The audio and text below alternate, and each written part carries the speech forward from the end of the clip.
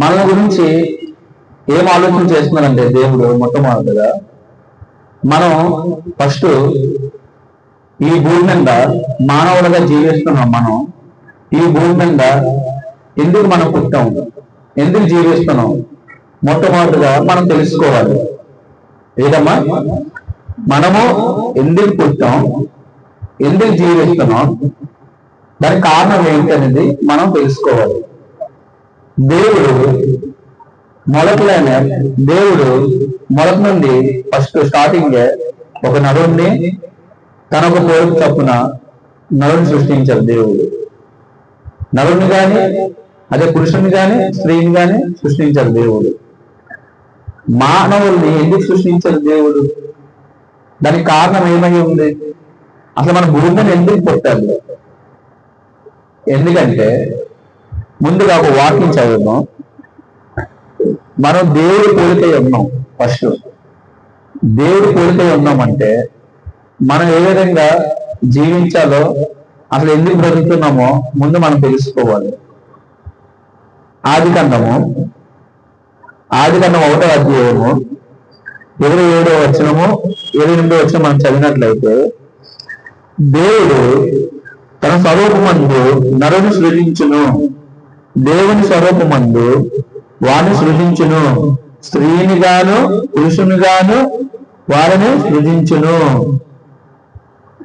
దేవుడు వారిని ఆశీర్వదించి ఎట్లనగా, మీరు ఫలించి అభివృద్ధి పొంది విస్తరించి భూమిని నిందించి దానిని లోపరుచుకునుడి, సముద్రపు చేపలను ఆకాశ పక్షులను భూమి మీద ప్రాకు ప్రతి జీవిని ఏలుద్రని దేవుడు వారితో చెప్పును. ఆకాశ పక్షులేమి, భూమి మీద ప్రాకే జీవులేమి, ప్రతిదాన్ని మనం వెళ్తామని దేవుడు చెప్పాడు. అదేవిధంగా దేవుడు మనల్ని ఏం చేస్తున్నారమ్మా, సృష్టించి ఫలించమంటున్నారు. ఫలించాలంటే ఏ విధంగా మనం ఫలించాలి అర్థమవుతుందమ్మా టాపిక్. భూమి మీద మనం జీవించినప్పుడు ఆయన సృష్టించారు కదా మనల్ని, మనం ఫలించమని చెప్తున్నారు. ఏ విధంగా మనం ఫలించాలి? దేవుడి కొరకు మనం బ్రతకాలి. ఫస్ట్ దేవుడి కొరకు మనం బ్రతకాలి, దేవుడిపైనే ఆధారపడాలి. దేవుడు ఆయన ఒక శక్తి తెలుసుకోవాలి, ఆయన ఒక మహిమ తెలుసుకోవాలి. ఈ భూమి మీద మనం ఎందుకు బ్రతుకుతున్నామంటే దేవుడు ఒక మహిమకర్తంగా మనం బ్రతకాలి, దేవుడికి మహిమ తెచ్చేలాగా మనం బ్రతకాలి. భూమి మీద దేవుడు అందుకు సృష్టించారు. మనం మహిమ తెచ్చేలాగే భూమి మీద జీవిస్తున్నామా, లేదంటే మనం దేవుడికి బాధ పెట్టించేలాగా మనం జీవిస్తున్నామా అనేది మనకు మనమే ప్రశ్న వేసుకోవాలి. మరి ఏ విధంగా జీవిస్తున్నాం మనము చెప్పండి? మనం ఏ విధంగా జీవిస్తున్నాం? దేవుడు ఎప్పుడు ఏం చెప్తున్నారంటే, మనం ఆదికాండం నుంచి మనం చూసినట్లయితే ఇశ్రాయేలు ప్రజల్ని దేవుడు ఎంత రీతిగా ఆ యొక్క బానిసత్వం నుండి ఎంతలాగా విడిపిస్తారంటే చాలా ప్రేమ చూపిస్తారు దేవుడు ఇశ్రాయేలు ప్రజలు పట్ల.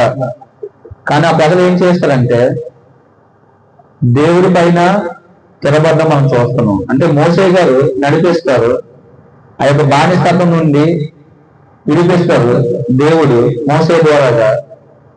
కానీ అక్కడ అన్ని గొప్ప కార్యాలు చేస్తారమ్మా దేవుడు. ఫరో సైన్యం గురించి ఎన్ని తెగులు రప్పిస్తారు దేవుడు, ఎన్ని తెగులు రప్పిస్తారు.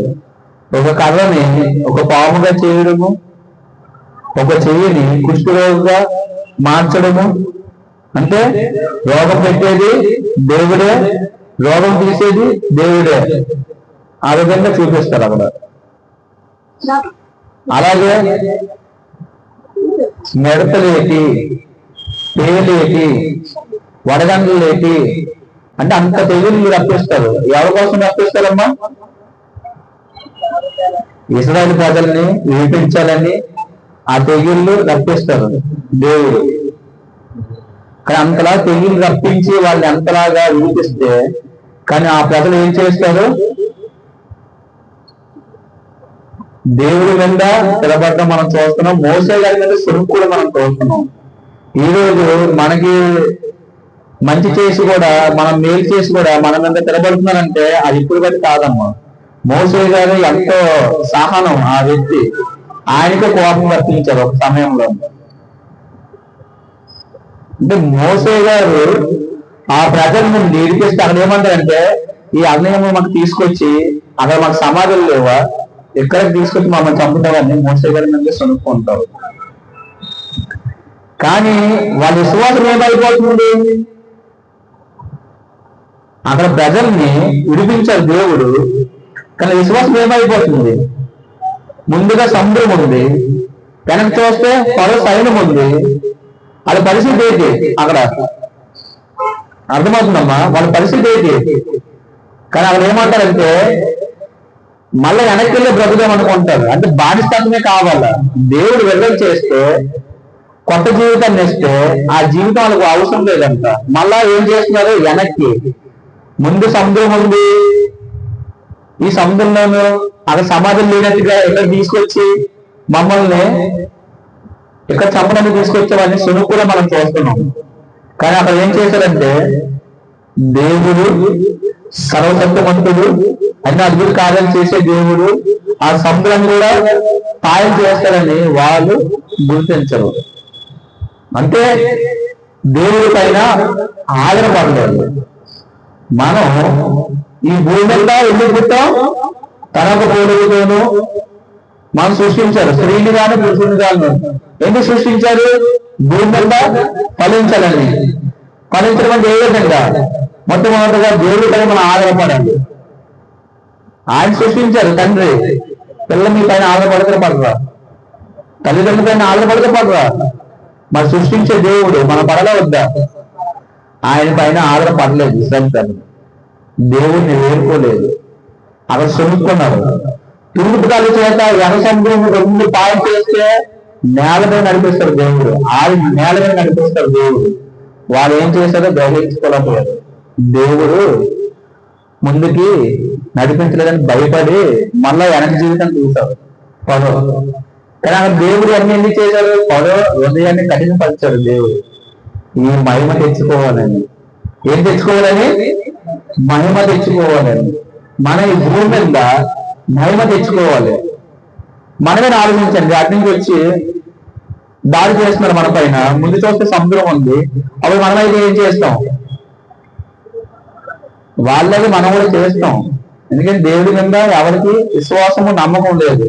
అదే ఖచ్చితంగా దేవుడి మీద నమ్మకం విశ్వాసం ఉంటే నా దేవుడే రక్షిస్తాడని సినిమాలో చూస్తాం కదా, మంటలు చేసినంటే పాట సినిమాలో. మరి సినిమాలో చూసి నమ్మినప్పుడు నిజమైన దేవుడు అన్ని కాదని చేస్తాడని మన నమ్మమా? ఆ సముద్రం ఏమవుతుందమ్మా? తూర్పు గాలి చేత రెండు పాయలు చేసి నిలబెట్టేస్తారు. ఒక గోడలాగా అటుపక్క ఇటుపక్క మధ్యన దారి. ఆరు నేల మీద కొన్ని లక్షల జనాభా. దేవుడు చేస్తే అంత గొప్ప కార్యం చేస్తాడు. అంత చేసినా సరే ఒక టైంలో చదువుకుంటారు మోసే గారి కంటే. కానీ మన్నా కూడా గుర్తిస్తారు దేవుడు వాళ్ళు తినడానికి. అయినా సరే తృప్తి ఉండదు, సునుక్కుడునే. అంటే దేవుడు ఆయన ఎంతలా చేశాడంటే మనమైతే చెప్పుకుంటామేమో కానీ దేవుడు చేస్తాడు, చెప్పరు. ఏ కార్యం ఎప్పుడు చేస్తారో తెలియదు. లాస్ట్ టైం చెప్పండి, దేవుడు యొక్క భయభక్తి కలిగే వ్యక్తికి ఆయన అనేక మేలు దాచి ఉంచాడు. మేలు కలగలా వద్దా? మరి మేలు కలగాలంటే మన ఈ భూమి మీద స్త్రీని గాను పురుషుని గాను దేవుడు సృష్టించినప్పుడు మనం ఫలించమని చెప్పాలి కదా. ఫలించడం అంటే ఏ విధంగా దేవుడు మయంగా ఫలిస్తున్నాం? మనం మయంగా ఫలించాలి. మనం మయం కావాలి దేవుడికి. ఎంతలా విషయాలు నడిపించాలంటే దేవుడు సర్వశక్తిమంత దేవుడు. ఒక వాక్యం చదువుదాం. నీ మార్గములన్నీ, మన మార్గములు ప్రతిదీ దేవుడికి తెలుసు. మనం ఏ విధంగా నడుస్తున్నామో, ఏ విధంగా ఉన్నామో, ఏ విధంగా చేస్తున్నామో ప్రతిదీ. సామెతలు 5వ అధ్యాయము 21వ వచనం మనం చూసుకున్నట్లయితే, సామెతలు 5వ అధ్యాయము 20వ వచనం మనం చూసినట్లయితే, నరుణ్ణి చూడమ్మా, నరుని మార్గములను యెహోవా ఎరుగును.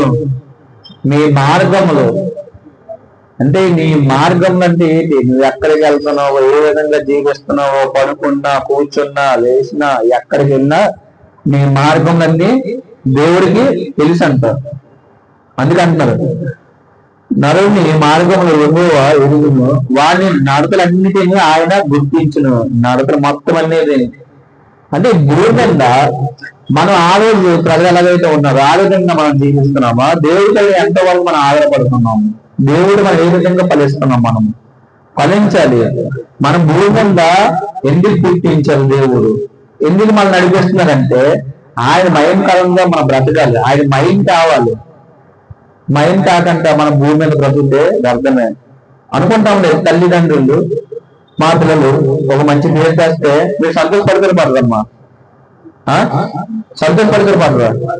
తల్లిదండ్రులు పిల్లలు ఎగ్జామ్స్ అవుతున్నాయి, ఎగ్జామ్స్ లో పాస్ అవుతే ఏం చేస్తారు? ఎంత సంతోషపడతారు అంటే అక్కడ ఏం చేశారు పిల్లలు? తల్లిదండ్రులకు సంతోషపరిచేలాగా సాధించారు. మరి మనం పరలోకపు గురించి మనం ఏ విధంగా సాధిస్తున్నాం భూమి మీద? దేవుడు మనం ఏ విధంగా సాధిస్తున్నాము? దేవుడు మనం ఏ విధంగా సాధించాలంటే ఆయనకి మనం ఏ విధంగా ఉండాలంటే మైండ్ కావాలా. నా పిల్లలు వరదిల్లాలంటే భూమి మీద ఆయన మైండ్ కష్టమే మనం వరదిల్లుతాం. అదేమన్నారమ్మా వాక్యం మనం చదివినట్లయితే కొంచెం మాట ఆలోచన చేయండి. మన ఆత్మను కూడా దేవుడు పెట్టిన ఆత్మ, మన ఆలోచన కూడా దేవుడికి తెలుసు.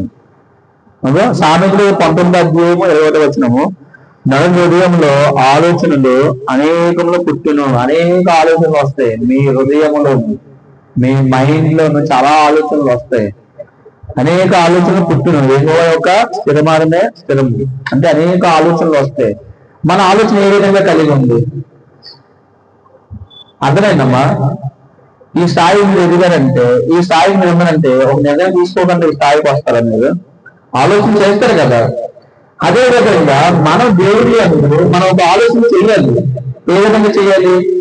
నా పరలోక తండ్రికి, నా దేవుడికి నేను ఏ విధంగా జీవిస్తున్నానో, నేను ఏ విధంగా బ్రతుకుతున్నానో, దేవుడి మయంగా జరుగుతున్నానా, దేవుడికి వ్యతిరేకంగా నేను జీవిస్తున్నానా, మనం ఏం చేయాలి? ఆలోచన చేయాలి, మంచి ఆలోచన చేయాలి. అనేక ఆలోచనలు పుట్టినాం, కానీ అనేక ఆలోచనలు పుట్టినా సరే మనం ఏం చేయాలి? మంచి ఆలోచనలు మనం తీసుకోవాలి. మంచి ఆలోచనలు తీసుకోను ఈ భూమి మీద ఏం చేయాలి? ఫలించాలి. మనం ఫలించే విధంగా ఉండాలి, కానీ దేవుడికి బాధ పెట్టే విధంగా ఉంటే సాధారణంగా మీరే అంటారు, తల్లిదండ్రులు బాధ పెట్టేస్తే మీకు మంచి జరగదని చాలా మంది అనుకోవడం మనం చూస్తామా లేదా? అది వాస్తవే, నిజమే. అది తల్లిదండ్రులు బాధ పెట్టేస్తే భూమి మీద ఆయుష్ కూడా ఉండదని దేవుడు చెప్పేశారు అందరు. మరి తల్లిదండ్రులు బాధ పెట్టేస్తేనే ఈ విధంగా ఉంటే దేవాది దేవుడికి బాధ పెట్టేస్తే మనం ఏమైపోతాం? భౌతికంగా జీవించే తల్లిదండ్రులకు బాధ పెట్టేస్తే దేవుడు మరణ శిక్ష అని చెప్పారు, ఈ భూమి మీద ఆయుష్ ఉండదని చెప్పారు. మరి దేవాది దేవుడికి నువ్వు నేను బాధ పెట్టేస్తే మన జీవితం ఏమైపోతాయి?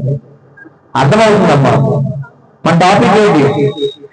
ఈ భూమి మీద మనం ఎందుకు పుట్టాం, ఎందుకు జీవిస్తున్నాం? మనం తెలుసుకోవాల్సింది ఏంటి? దేవుడికి ఎల్లప్పుడూ మహింగా బ్రతకాలి మనం. అందుకే అనేక ఆలోచనలు వస్తే ఆ ఆలోచన అనేది మనం ఏం చేయాలి? దేవుడికి మహింగా ఉండే ఆలోచన చెయ్యాలి. మనం నిర్ణయం తీసుకోవాలి. తల్లిదండ్రులు ఎలాగైతే సంతోషపడుతున్నారో పిల్లలు ఏదో విజయం సాధిస్తే మనం కూడా భూమి మీద సాతాను క్రియల్ని కాలుతో తొక్కి మనం జీవిస్తే దేవుడు కూడా మరి ఆనందంగా పడతాడు, సంతోషం. అర్థమవుతుందో చెప్పింది? మనం ఆనందంగా దేవుని యందు ఆయన ఆనందపడుతున్నాం. మనం దాని కొరకు పుట్టాం భూమి మీద. దేవుడు భయంకరంగా మనం పుట్టాం. మన సొత్తు కాదు మన జీవితాలు. అందుకే అంటున్నారు దేవుడు పెట్టారు ఆత్మ. అమ్మా మనలో ఆత్మ ఉంది కాబట్టి మనం బ్రతుకున్నాం. మన దేహం నుండి ఆత్మ వెళ్ళిపోతే మన శరీరము మట్టికి వెళ్ళిపోతుంది. మన నుంచి మట్టికి వచ్చింది, మట్టికి చేరిపోతుంది. మట్టి నుండి వచ్చింది, మట్టికి చేరిపోతుంది.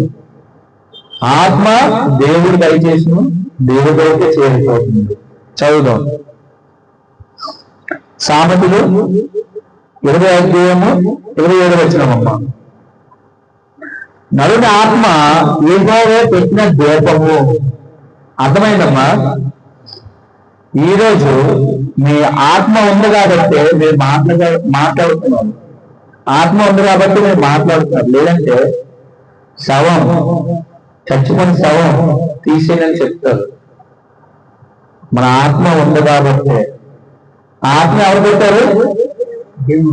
దేవుడు పెట్టారు. మన ఎందుకు పెట్టారు ఆత్మ? దేవుడి కొరకు మనం బ్రతకాలి, దేవుడిలో మనం జీవించాలి. చదువుదాం. నరుని ఆత్మ యెహోవా పెట్టిన దీపము, అది అంతరంగలన్నీ శోధించును. ఆత్మ ఏం చేస్తుంది? ప్రతిదీ శోధిస్తుంది అనమాట. అందుకే మనం ఆలోచన చేయవలసింది ఏంటంటే అమ్మా, దేవుడు ఈ జీవితాన్ని మనకిచ్చారు. ఈ జీవితాన్ని మనం ఏం చేయాలి? ఆయన వరకు మాత్రమే మనం అర్పించాలి. ఏదో పేరుకే క్రైస్తవుగా ఉంటున్నారు. దేవుడు నమ్ముకుంటున్నామంటే మా కష్టాలు పోతే, మా అప్పులు పోతే, మా బాధలు పోతే, మా ఇబ్బందులు పోతే అని కాదు నమ్ముకోవాల్సింది. ఆత్మ పెట్టిన దేవుడు. మరొక జీవితం ఉంది. కఠినమైన చీకటిలోకి మనం వెళ్ళిపోకూడదు.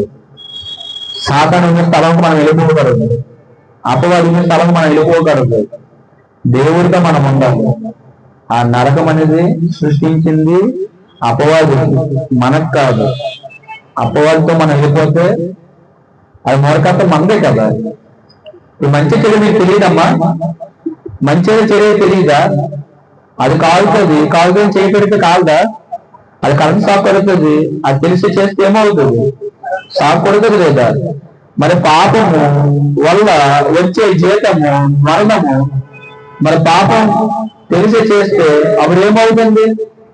దానికి కారణం ఎవరు? ఎవరు చేస్తే వాళ్ళే కదా కారణము, శిక్ష అనుభవించాలి.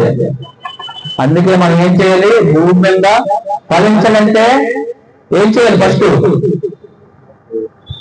దేవుణ్ణి వేడుకోవాలి, దేవుణ్ణి అడుక్కోవాలి. వీలైతే ఉద్యోగం గురించి అడుక్కుంటాం చూసావా? డబ్బులు సాయంకాలం అడుక్కుంటాం కదా. మనిషిని అడుక్కున్నప్పుడు నీ దేవాతి దేవుడు, జీవితాన్ని ఇచ్చే దేవుడు, నీ కలుగు ప్రాణం పెట్టే దేవుడు, నువ్వు ఎవరిపైన ఆధారపడాలి? దేవుడిపైన ఆధారపడి అడుగు. అప్పుడు దేవుడు ఖచ్చితంగా సాయం చేయకపోతే అప్పుడు మీరు ఆలోచన చేయండి. కానీ సాయం చేయడానికి ఇంకోటి కూడా ఉండాలి. మన ప్రవర్తన నీతిగా ఉండాలి. నాకు అన్ని జరగట్లేదు అనుకుంటే అవ్వదు. మన నీతి. అందుకే అన్నారు, నా రాజ్యాన్ని, నా నీతిని మొదట ఎత్తుకుడి, మీకు అప్పుడు అన్ని అనుమతించాలని చెప్తున్నారు దేవుడు. మనం దేవుడి నీతిని ఎత్తగాలి ఫస్ట్. నరుని కోపం అంట దేవుడిని చిత్తాన్ని నెరవేర్చదంటమ్మా. మనం కోపం పడకూడదు. కొన్ని సందర్భంలో కోపం పడతాం, కానీ ఆలోచన చేయాలి. మనం క్రైస్తవులుగా మనం ఉండాలి. మనం వెంటనే కోపం పడకూడదు. ఆలోచన చేసి అప్పుడు సమాధానం చెప్పే విధంగా ఉండాలి. కోపం పడుతున్నారు లేదా? చిన్న విషయానికే కోపం పడిపోతారు. అవునా కాదా? చిన్న విషయానికే. అంటే మనం పడాలి. ఒక మాట అయినా సరే మనం పడాలి. క్రైస్తవులు ఎందుకున్నాం మనం? ఏమ్మా? కుడి చెంప మీద కొడితే అరటి చెంప తిప్పమన్నారు. మన చెంప తిప్పుతామా? చంపేస్తామా? కోపమే పడిపోతాము. అంత ఊరుకు ఉంటుంది మనకి. అంత సహనం ఉంటుందా? అంత సహనం ఉండదు. కానీ దేవుడు ఏం చెప్తున్నారంటే చాలా జాగ్రత్తగా ఉండమంటున్నారు. ఇంకో వాక్యం చదువుతున్నాం అమ్మ. కీర్తనలు 97 కీర్తన 6వ వచనము. అమ్మా చదువుదాం. ఆకాశమా ఆయన నీతిని తెలియజేయుచున్నది. ఆకాశం ఏం చేస్తుంది? తెలియజేస్తుందంట నీతిని. సమస్త జనముకు ఆయన మహిమ కనబడుచున్నది. మనకు మహిమ దేవుడు ఆయన ప్రతిదీ ఆయన తేజకాంతిని మనకు అనగలదు, కానీ ప్రతి విషయం సమకూర్చి దేవుడు అందజేస్తారు. మనం ఏం చేయాలంటే దేవుడికి ఎప్పుడు కృతజ్ఞత కలిగి ఉండాలా లేదా? దేవుడికి ఎల్లప్పుడూ కృతజ్ఞత కలిగి ఉండాలి. మనం దేవుడి పైన మనం ఆధారపడుతుండగా జీవించాలి. భూమి మీద ఈరోజు మంచి కార్యం మన పట్ల జరగట్లేదంటే దేవుడి పైన మనం ఆధారపడట్లేదు. దేవుడిని మనం అడగాలి. దేవుడు అడిగితే ఖచ్చితంగా సాయం చేస్తారు. మనం దేవుడిని అడగకుండా ముందు ఏం చేస్తామంటే, ఇప్పుడు కష్టం వచ్చింది, హాస్పిటల్కి వెళ్తున్నాం, మొట్టమొదటిగా డాక్టర్ పైనే ఆధారపడతాం. అవునా కాదా? డాక్టర్ని వేడుకుంటాం, మా బిడ్డ ఏదో కాపాడండి రక్షించిన వేడుకుంటాం. కానీ ముందు దేవుడికి ప్రార్థన చేయాలి. డాక్టర్ తీసుకెళ్ళాలి, మెడిసిన్ అవ్వాలి. కానీ ముందు దేవుడి పైన ఎంతవరకు ఆధారపడుతున్నాం? దేవుడి పైన ఆధారపడదు కదా. ఆయుష్మే కాదు, ఏ విషయమైనా సరే దేవుడు సమస్తాన్ని జయించి ఉన్నారు, లోకాన్ని జయించి ఉన్నారు దేవుడు. అవునా కాదా? ఆయనకు అసాధ్యమే ఉండమ్మా. దేవుడు ప్రతిదీ, ఆయన అసాధ్యం అనేది ఏది లేదు. ప్రతిదీ సమస్తం అంటే అర్థమేంటి? ఈ లోకాన్ని జయించాలంటే అర్థమేంటి? ఆయనకి అసాధ్యం అనేది ఏది లేదు. ఆయన ఏదైనా అంటే అయిపోద్ది. శిశువులు ఏం చేస్తారు? పొర ప్రయాణం చేసినప్పుడు తూర్పు గాలి, తుఫాను వల్ల తూర్పు గాలి వస్తే, తూర్పు గాలి ఎంతలాగా వస్తే ఆయన ఏం చేస్తారు? ఇలా ఆగని చెప్తారు. ఆగని చెప్పినంటే మొత్తం నెమ్మది అయిపోద్ది. అంటే సముద్రంలో లోపడుతుందంటే ఆలోచన చేయండి. సముద్రం పైన నడుచుకొని వస్తారు.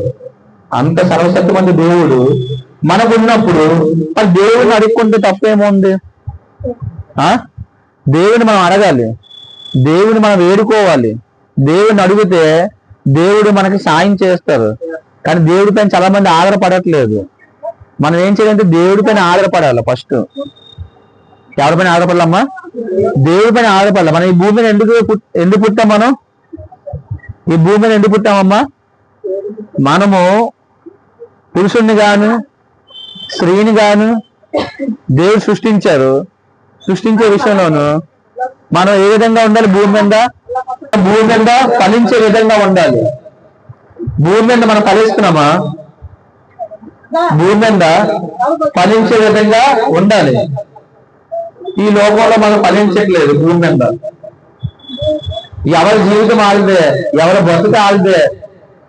కానీ దేవుడు మనం సృష్టించారు, ఆయన కొరకు బ్రతకాలి, ఆయనకు మహిమ కావాలని ఏ నలుడికి ఎవరికీ లేదు. మనం ఎల్లప్పుడూ దేవుని బలమును, ఆయన ఒక శక్తిని మనం వెతుకాలి. ఫస్ట్ దేవుడు ఎంతగా సృష్టించారో, ఈ సముద్రాన్ని ఏంటి, ఆకాశాన్ని ఏంటి, ఆకాశ పక్షుల్ని ఏంటి, ఈ జీవుల్ని ఏంటి, ఈ ఉదయం ఎలాగవుతుంది, రాత్రి ఎలాగవుతుంది, కాళ్ళు ఎలా మారుతున్నాయి, ఈ శీతాకాలం వర్షాకాలం ఎలా మారుతున్నాయి, దేవుణ్ణి మనం ఎరగాలి. ఫస్ట్ నిర్గమకాండం మనం చదివినట్లయితే 15వ అధ్యాయము 2వ వచనం మనం చూసుకున్నట్లయితే, 15వ అధ్యాయము 2వ వచనం మనం చూసుకున్నట్లయితే, యెహోవాయే నా బలము, నా గానము, ఆయనే నాకు రక్షణయు, ఆయనే నా దేవుడు, ఆయన నా పితరుల దేవుడు, ఆయన మహిమ స్తుతించుదును. మనం ఏం చేయాలమ్మా? మన దేవుణ్ణి స్తుతించాలి, మహిమ కావాలి. చాలా మంది ఏం చేస్తారంటే మహిమకు అర్థంగా ఎవరు జీవించట్లేదు, ఎవరు ఫలించట్లేదు. మనం ఏం చేయాలి? మహిమగా ఉండాలి. భూమి మీద మహిమ తెచ్చేలాగా ఉండాలి. దేవుడికి చెప్తున్నారు కదా, ఏం చెప్తున్నారు? స్తుతించాలి మనం దేవుడిని. మనం ఏ విధంగా స్తుతిస్తున్నాం దేవుడిని? స్తుతించడం అంటే కీర్తనలు ఒకటేనా, పాటలు ఒకటేనా? నీ ప్రవర్తన బట్టి దేవుడు స్తుతింపబడతారు. అంటే మహిమగా దేవుడికి ఉంటది. అంటే మనం ప్రవర్తన బట్టే మెయిన్. ఈ భూమి మీద స్త్రీని గాను పురుషుని గాను ఎవరు పోలి చెప్పనమ్మా? దేవుడికి పోలి చెప్పిన మనం ఉన్నామని జాగ్రత్త పడాలి. ఫస్ట్ పర్లేదు జాగ్రత్త పడాలి. ఏం చేయాలి? మనం ఎవరి పోలికలో ఉన్నాం? మరి దేవుడి పోలికలో మనం ఉన్నామంటే ఎంత గొప్ప కార్యం మనం చేశారు దేవుడు. ఏ పాటి కూడా మనం ఆయన పోలికలో మనం సృష్టింపబడ్డాం. దేవుడు సృష్టించారు మనల్ని. మనం చాలా జాగ్రత్తగా జీవించారు భూమి మీద. ఇంకో వాక్యం చదువుతాం.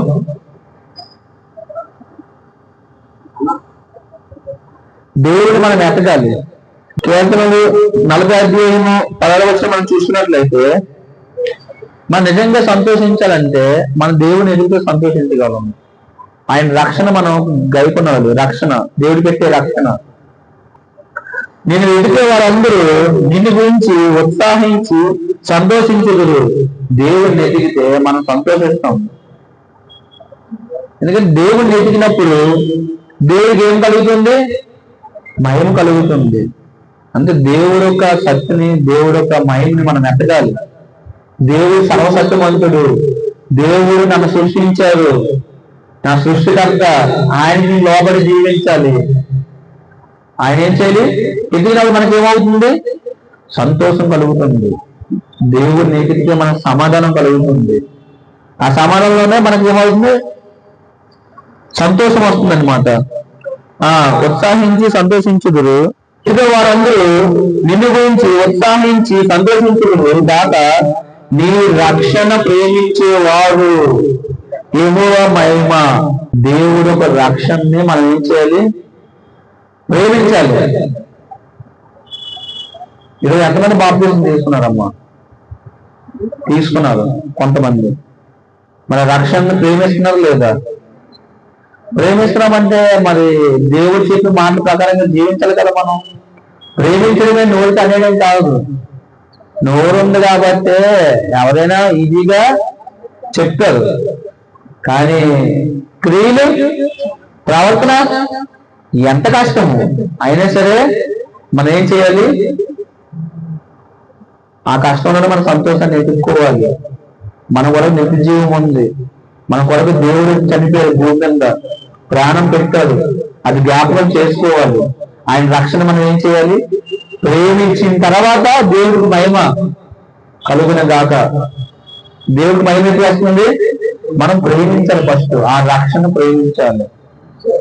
రక్షణ అంటే మామూలు కాదు. తన ప్రాణానికి విలువైనది. ప్రాణం పెట్టారు. నీకు నాకు రక్షణ ఇవ్వాలని ప్రాణం పెట్టారు. మరి ఆ రక్షణ నువ్వు ఏం చేస్తున్నావు?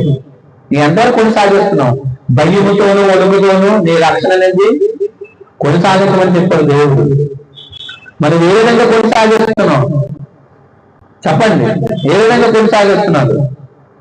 దేవుడిని ఆధారపడుతున్నారు లేదా? ఈరోజు నిజంగా ఖచ్చితంగా చెప్తున్నాను, దేవుడి పైన ఆధారపడితే మాత్రం మనకి ఇన్ని కష్టాలనేది ఉండవు. దేవుడి పైన ఎప్పుడు ఆధారపడాలి? ఫస్ట్ మన ప్రవర్తన మార్చుకొని అప్పుడు అడగాలి దేవుడికి. మనం నీతి లేదంతా అడిగేస్తే అవ్వట్లేదు అంటే ఏటవుతుంది? ఏది అవ్వదు. ముందు మనం ఏం చేయాలి? దేవుడు నన్ను ఎందుకు సృష్టించారు, ఈ భూమి మీద బ్రతికే ఉద్దేశం ఏమై ఉంది, అది ఫస్ట్ తెలుసుకోను. అప్పుడు దేవుడి కొరకు బ్రతకాలని ఆలోచన చేయాలి. ఇంకా చెప్పాను కదా, అనేక ఆలోచనలని. అప్పుడు ఏ ఆలోచన తీసుకోవాలి? దేవుడి కొరకు మాత్రమే బ్రతకాలి. నేను నా కొరకు ప్రాణం పెట్టారు దేవుడు, మరొక జీవితం ఉంది అని నిర్ణయం తీసుకోను. అప్పుడు ఏం చేస్తామమ్మా? ప్రతి కీడికి, ప్రతి దోషణకి, పాపానికి దూరంగా ఉంటాం. భయం వస్తుంది. అప్పుడు నిజంగా దేవుడి కొరకు బ్రతికితే మాత్రము నిజంగా భూమి అదే లోక సంబంధంగా కాకుండా పైన ఆకాశం నుండి మన పరలోకం గురించి ఎదిగితే మాత్రం పైకి మాత్రమే ఎత్తగలం. మనము నిజంగా భూమి మీద యథార్థంగా జీవిస్తాం. ఈరోజు దేవుడు ప్రతి ఒక్కరి పట్ల కృప చూపిస్తున్నారు. ప్రతి ఒక్కరి పట్ల దేవుని ఆశీర్వాదాలు ఉంటాయి. దేవుడు ఖచ్చితంగా దేవుడు ప్రతి విషయంలోనూ ఆయన అనేక గొప్ప కార్యాలు చేస్తాడు. ఈరోజు నిజంగా మనం ఇంకా బ్రతుకున్నామంటే దేవుడు ఒక పని ఉందని. మనం ఏం చేయాలి? మారు మనసు పొందాలి. ఎవరో చూస్తారు, ఎవరో ఏమనుకుంటారని మనకు సంబంధం లేదు. మనం పుట్టించింది యేసు ప్రభు వారు. ఆయన కొరకే మనం బ్రతకాలి, జీవించాలి. మనం భక్తితోనూ నీతితోనూ మన భూమి మీద ఈ లోకంలో జీవించాలి. ఏ విధంగా జీవిస్తున్నాం మనం ఈ భూమి మీద? అర్థమవుతుందమ్మా చెప్పే మాటలు? నిజంగా ఇప్పుడు చెప్తున్నారు, నిజంగా ఎంత గొప్ప కార్యం చేశారంటే ఈ ఒక్క కార్యమే కాదు, మనం పుట్టు నుంచి మనం ఎప్పుడైతే పుట్టామో ఆ రోజు నుంచి ఈ రోజు వరకు కూడా దేవుడు కాపాడుతూనే ఉన్నారు ప్రతి విషయంలోనూ. మనం ఏదో దేవుడు నమ్ముకుంటున్నామని కాదు, నిజంగా దేవుడు నమ్ముకుంటే శాశ్వతంగా దేవుడు నమ్ముకునే దేవుడిని మనం జీవించి నిర్ధారించాలి. అయితే ఇటు అలా ఉండకూడదు, ఒకవైపే ఉండాలి. ఖచ్చితంగా పరలోకం గురించి మనం బ్రతకాలి, దేవుడు ఒక మాటల కొరకు మనం బ్రతకాలి. ఈ భూమి మీద అర్థం చేసుకోండి, మరణం ఎప్పుడు వస్తుందో తెలియట్లేదు. ఈ క్షణంలోనే మారు మనసు పొందాలి. రక్షణ పెట్టారు దేవుడు, ఆ గొప్ప రక్షణ అనేది మనం వెనక్కి తీయగలదు, మనం పొందాలి. క్రీస్తు సంఘంలోనే పొందాలి. ప్రతిదీ దేవుడు స్థాపించే సంఘాన్ని మనం ఏం చేయాలంటే మయం కావాలి, దేవుడు మయంగా బ్రతకాలి. మనం ఈరోజు ఎంతవరకు దేవుడికైనా ఆధారపడుతున్నారో మీరు ఆలోచన చేసుకోండి. ప్రతి కష్టమైనా ఏ ఇబ్బంది ఉన్నా సరే మన సొంత మనుషులకి ఎలాగైతే చెప్పుకుంటామో, స్నేహితుడికి ఎలాగైతే మనం షేర్ చేసుకుంటామో, మొట్టమొదటిగా దేవుడికి మనం చెప్పుకోవాలి.